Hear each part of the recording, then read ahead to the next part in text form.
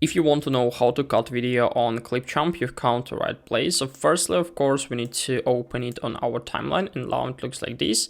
So we have some options of how can we cut it. Basically, we can cut out the corners, so we can delete the end or the beginning of the video. In order to do this, all we need to do is just simply click on our corners right up here, and then just move it to the necessary position. For example, if you want to cut out the end of the video.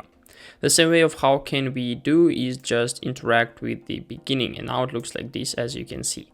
But don't forget to move it into the necessary position after cutting out. The next thing of how can we interact with our instrument, which is called cut. Basically, we need to place this like marker into the necessary position and then just click on split.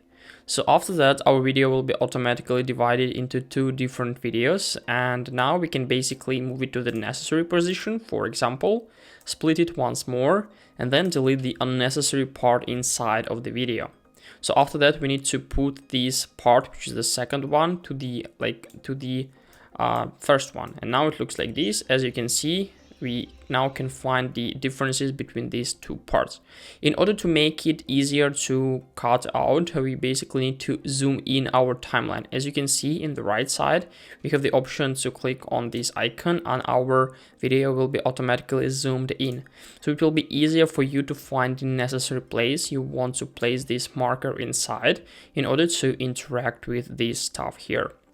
So basically, these are the ways of how can we interact with this stuff. Don't forget to move these parts of the video after cutting out some stuff inside. So basically, this is a way of how can we cut out different parts on ClipChamp. Hope this video helped you out. If you have any questions, you can write them in the comments below. I wish you a very good day. Goodbye.